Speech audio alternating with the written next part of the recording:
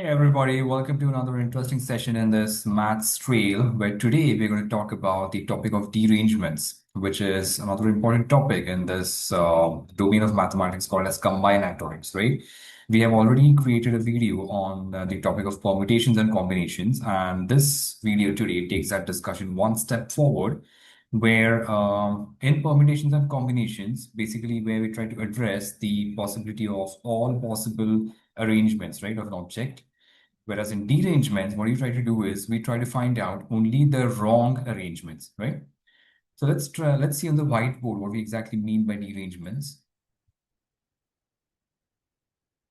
So let's say, I hope you all have been to school, right? And in school, yes, let's say you were sitting on a desk and then you, your friend, and another friend, let's say you're A and then B and then C. So three students sitting on one desk, and then you have your notebook where you write your class test. Each of you have your notebook, and then at the end of the class test, the teacher asks you to exchange your notebooks in such a way is that none of you have your own notebook. So like A typically gives his notebook to C, C gives his notebook to B, and then B gives his notebook to A, right? So this thing where none of A, B, and C have their own notebooks in their original position, this is called as a derangement, right? So in other words, like say you have A, B, and C. So in how many possible ways can you arrange these A, B, and C amongst each other such that none of either A, B, and C are back at their original position? So let's say the number of possible ways in which first we can arrange A, B, C, and then let's find out the ways in which we can have either one of A, B, C not at the original position, okay? So first thing is A, B, C, then you have A, C, B, then you have B, A, C, then B, C, A, then CAB and CBA, right? So out of these six, you see that this one is not a derangement because A is still at its original position, right? Even this one is not a derangement because B is still at its original position. And even this one is not a derangement because C is still at its original position. So the remaining ones, 1 and 2, these are derangements, right? So for 3 items, we can have 2 derangements, right? Similarly, for n items, how many derangements could we have? Let's try to find out the formula for doing that, okay? Let's extend this example to, let's say, 5 items, and then let's find this formula analytically. Let's say you have now 5 people, A, B, C, D, and E, sitting next to each other. And now you're trying to find out the number of derangements, number of possible derangements of these 5 people. So how do you approach this problem? What you're going to do is you're going to find out number of all possible ways of arranging these 5 people together, and then from that you're going to subtract all possible arrangements where at least one person is at its position. Right? Make sense? From all possible arrangements, if you subtract all possible arrangements where only one person is at his position, right? This will give you the total number of arrangements where none of the people are at their original position. Clear? Just think about it. So let's do that. So what is this part first? Number of all possible arrangements is nothing else but 5 factorial, right? And from this 5 factorial, we're going to subtract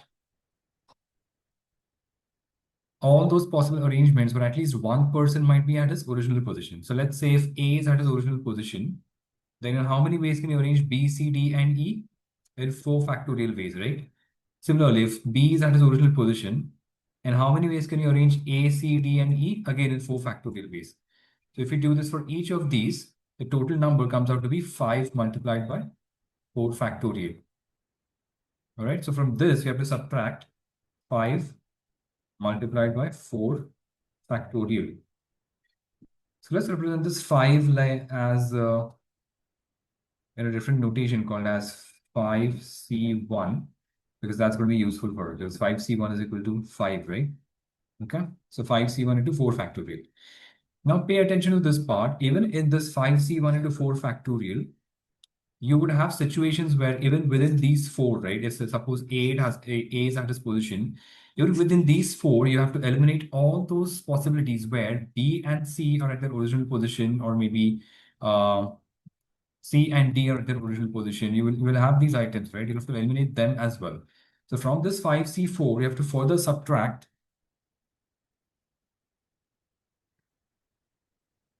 from this 5C1 into 4 factorial, 5C1 into 4 factorial, you have to further subtract 5C2 into 3 factorial, right? Makes sense? And going in a similar manner, from this 5C2 into 3 factorial, you have to further subtract 5C3 into 4, sorry, 5C3 into 2 factorial. And from this 5C3 into 2 factorial, you have to further subtract 5C4 into 1 factorial, right? And from this 5C4 into 1 factorial, you have to further subtract 5C0 into 0 factorial. Sorry, what did I say? 5C5 into 0 factorial, right? So now when we close the brackets, right, we get 4 closed brackets here. And then when we solve for these brackets, right, when we open these brackets, this becomes 5 factorial minus 5C1 into 4 factorial. Now this minus minus becomes plus 5C2 into 3 factorial. Now again minus, because minus minus minus becomes minus 5C3 into 2 factorial. And again plus 5C4 into 1 factorial. And then minus 5C5 into 0 factorial, right? This is the expression now. All right, so this is the expression now.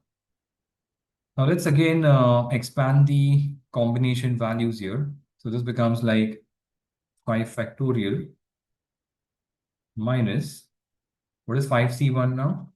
It's 5 factorial divided by 4 factorial into 1 factorial, and then multiplied by 4 factorial.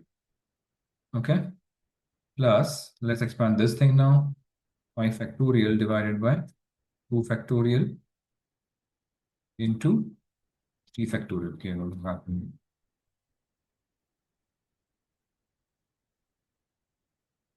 2 factorial into 3 factorial multiplied by 3 factorial minus 5 factorial divided by 3 factorial into 2 factorial multiplied by 2 factorial minus 5C4, sorry, minus 5 factorial divided by 4 factorial into 1 factorial multiplied by 1 factorial, and then minus this you can just treat as like say 5 factorial divided by 0 factorial into 5 factorial multiplied by 0 factorial. Okay. All right. So when you cancel the common terms, 4 factorial, then 3 factorial, then 2 factorial, and then 1 factorial, and then 0 factorial, right? So now what you do is you take 5 factorial outside the bracket. So this becomes 5 factorial multiplied by 1 minus 1 by 1 factorial plus 1 by 2 factorial minus 1 by 3 factorial plus 1 by 4 factorial minus 1 by 5 factorial, okay? So for any value of n, like say your n is equal to 5, right? So like if n is equal to like say 10, then this will become 10 factorial multiplied by 1 minus 1 by 1 factorial plus 1 by 2 factorial all the way until it's going to be 1 by 10 factorial here, right? So like this term, right? This term is an infinite series.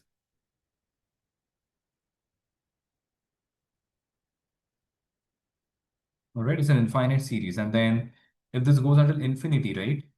The value converges to approximately 1 by e. What is this e? E is basically 2.71. All right. So 1 divided by e comes out to be how much? Approximately. Let's do the math. It comes out to be like 0.369 kind of, right?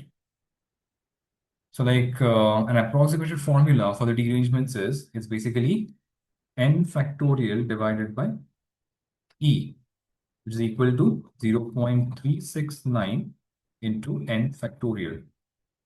So this is the formula. So from here, this formula, you understand that the derangement of n numbers, right, is always 36% of n factorial, right? Approximately. Clear? Is the formula clear? Just try to go through the video once again and it will be clear. It's not that difficult. But if you have any questions, just post me in the comment box, all right? So I hope you understood the concept of derangements. Let's meet in another video in some other session. Until then, I wish you all the best with your learning. Take care. Bye-bye. If you like this video, please press the like button. For more such videos, subscribe to the channel. If you have suggestions for a new topic and would want to see a video made on that topic, please feel free to comment in the comment section below. Thanks for watching the video and see you in another video. Bye bye.